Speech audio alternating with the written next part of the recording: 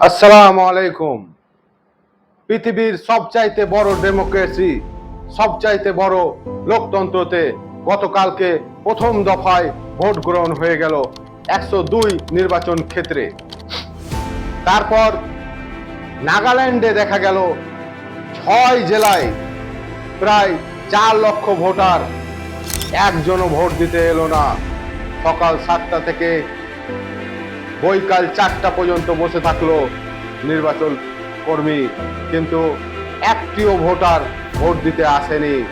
এটা লজ্জার বিষয় আমাদের ভারতবর্ষে লোকতন্ত্রে। কেন কি প্রথম দফায় ভোট হয়ে গেল প্রায় 21টি রাজ্যে, কিন্তু একটা রাজ্য মণিপুর প্রায় 1 বছর থেকে জ্বলছে। কেন্দ্র সরকার কোনো ভ্রুক্ষেপ দেয়নি। নরেন্দ্র মোদী এখন পর্যন্ত শান্তির জন্য কোনো বার্তা দেয়নি মণিপুরে। তাই 6টি জেলার 4 লক্ষ ভোটার একটিও ভোট দেয়নি মণিপুরে।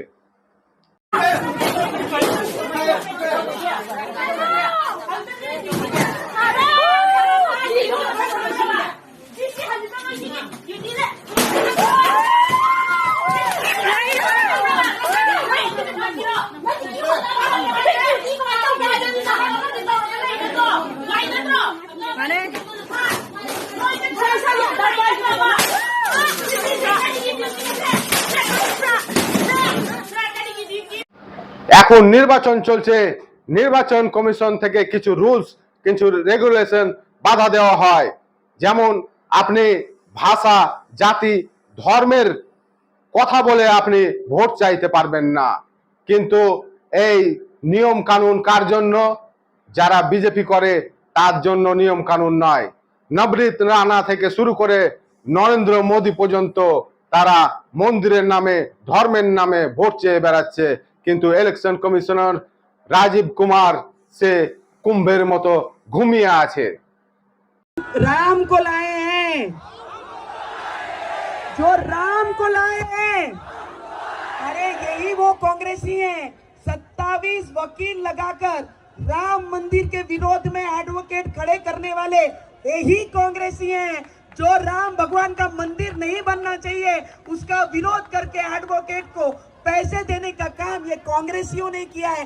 अरे 10 साल में अयोध्या में राम मंदिर बना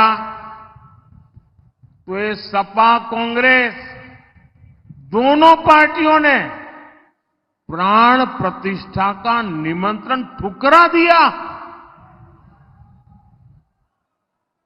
आप कल्पना कर सकते हैं, वोट बैंक के भूखे लोग प्रभु राम के प्राण प्रतिष्ठा के अवसर पर निमंत्रण ठुकरा दे। তাই নেতাদেরকে বলবো, আপনারা 10 বছর 12 বছর ধরে আপনারা সরকারে আছেন, তবুও কেন আপনাদের ধর্মের নামে ভোট চাইতে হয়? আপনারা কর্মসংস্থান, বেরোজগারি, আপনার মহঙ্গাই, কাজের ক্ষেত্রে আপনারা ভোট কেন চাইতে পাচ্ছেন না? আর জনগণকে আমি অবশেষে বলতে চাই যে আপনারা ভোটটা দিবেন ধর্মের নামে না, ভাষার নামে না, জাতির নামে না। আপনি জানেন এই কিছুদিন আগে মহঙ্গাই আঁকড়া এসছে, তারপর বেরোজগারির আঁকড়া এসছে। 3 জনের মধ্যে 2 জন বেরোজগার, 2 জন কোনো কাজ করে না। যারা উচ্চ মাধ্যমিক পাস করে বসে আছে 3 জনের মধ্যে 2 জন বেকার। তারপর আপনার ব্যাচেলর ডিগ্রি যারা পাস করে বসে আছে তাদের পার্সেন্টেজ জানেন বেকারত্বের 30%। যারা ব্যাচেলর পাস করা আছে তাদের 30% বেকারত্ব। আপনি কোথায় বাস করেন? ধর্মের নামের আপনি রাজনীতি করেন, ভাষার নামে রাজনীতি করেন, জাতির নামে রাজনীতি করেন। কিন্তু ভোটারদেরকে বলবো, এই জাতি, ভাষা, আপনার ধর্ম দেখে লাভ নেই। আপনি দেখেন আপনার পকেটে কয় টাকা আছে। আপনি বাজার করতে যাবেন, আপনার কয় টাকাতে বাজার হয়। আপনি মুদিখানার দোকান যাবেন, কয় টাকাতে মুদি পান আপনি। সেই বিষয় নিয়ে আপনি একবার চিন্তা ভাবনা করে ভোটটা দিবেন। আর আমার এই পেজটি অবশ্যই ফলো করবেন নতুন নতুন আপডেট পেতে। সুস্থ থাকবেন, ভালো থাকবেন এবং ভোট সকাল সকাল দান করবেন। আসসালামু আলাইকুম।